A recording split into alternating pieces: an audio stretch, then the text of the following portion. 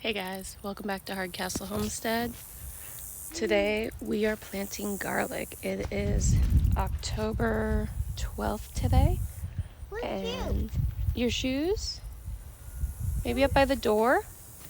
And we have prepped this bed with an all-purpose Down to Earth as the brand, just garden blend. And it's a 4x4x4 on the nitrogen, potassium, and phosphorus. And as you can see, a lot has changed. We've pulled all the tomatoes right here. We are letting them get nice and crispy, and then I'm going to hit them with the lawnmower, shred them up, and throw them in the compost. So that way we're still getting good nutrients. So yeah, today we're going to be taking you along for a ride to go over what we're planting this year. So we have got Keene organic garlic, and we are doing the Romanian red, which is a hardneck. I love these little tags. On the tags, you'll see there's a QR code as well. And it has all of their information for ordering if you need to get a hold of them. But this is a German extra hardy, also a hardneck. And there's a bunch of differences on knowing your preference on what you want. Hardnecks are hardier. They don't store as long as the soft necks, to my knowledge. And then this one's folded, but we have got a purple striped hardneck, chestnut red. So we have got all reds this year, I believe. Nope, I lied. The German extra hardy doesn't say red. The others say clearly red. So we're going to now take it on fast forward, and we're going to get this stuff planted. So I will see you guys probably somewhere in the middle, if not at the end.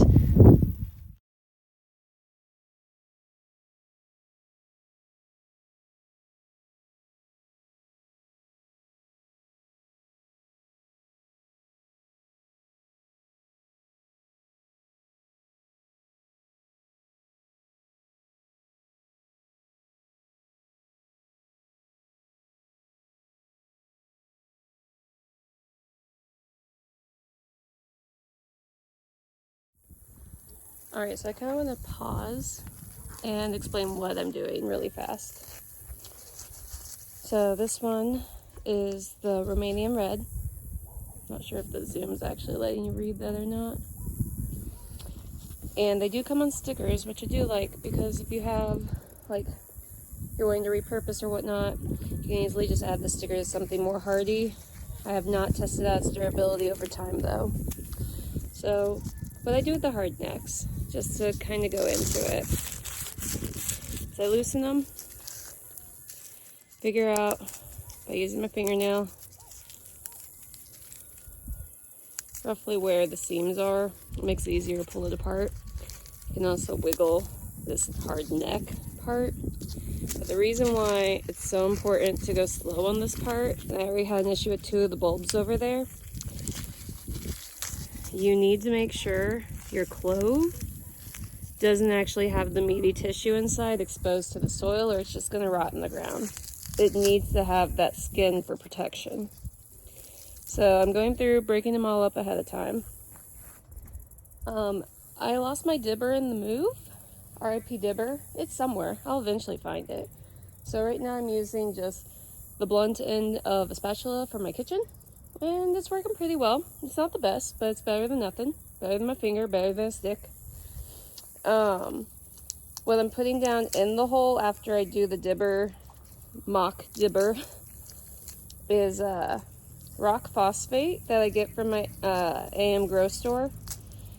And then I'm also putting worm casting in it. I've already replaced soil in the bed, put compost in the bed, put nutrients in the bed. But one of the things that I was given a tip by someone else, and I found it worked really well, was rock phosphate. So that's the little secret tip that I like to use. And you have to put it in the fall, in the hole. So if you're planting like 500 bulbs, good luck. I'm just trying to keep it in these two beds. for the most part. I might have to move it around a little bit because I am trying to adhere to the space recommendations this year. So they like 6 to 9 inches width and then 6 inches apart on the rows. And I'm not one that always follows that because raised bed methods, you can get away and break some rules with that. However, I have more space this year than I knew what to do with. So I think since I have the space, I'm just going to try and adhere to the rules and see how it goes. So let's make sure. Yeah, you'll be able to see. I'm going to go ahead and jump off here and we'll get going with the next part, guys.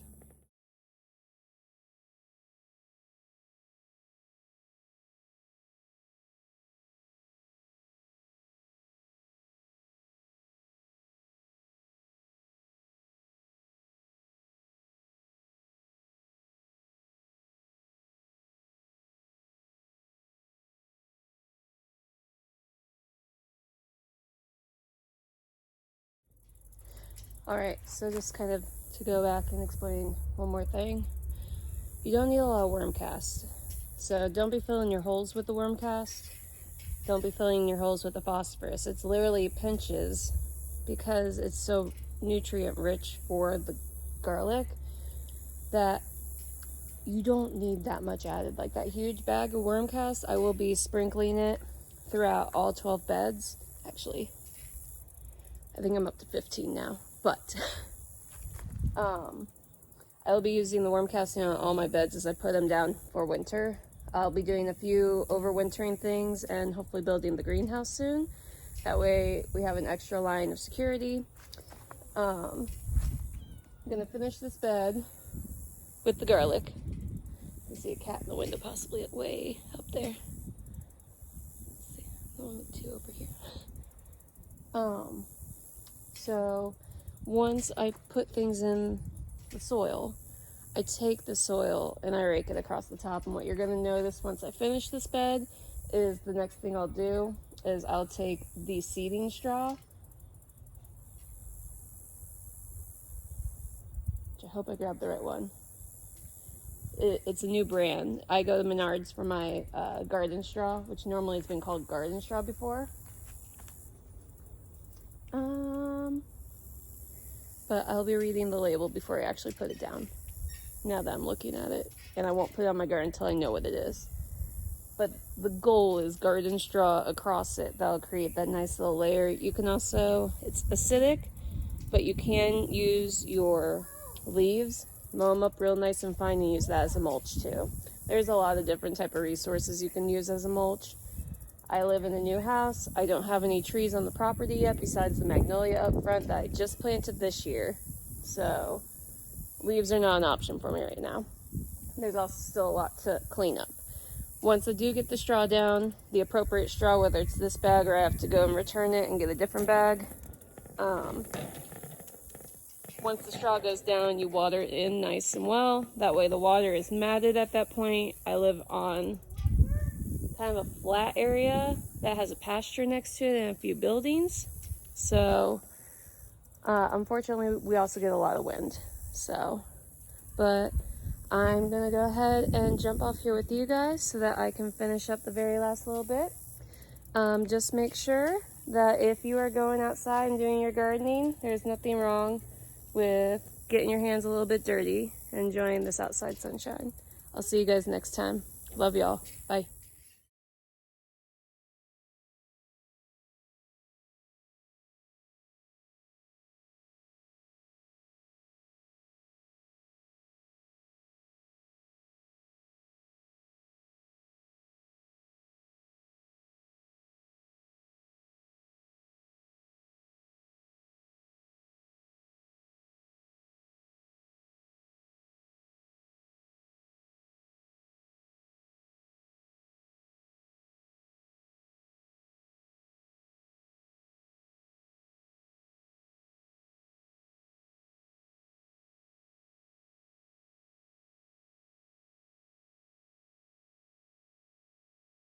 Bye. Have a good one, guys. We'll see you next time. Make sure to go outside and get your hands dirty.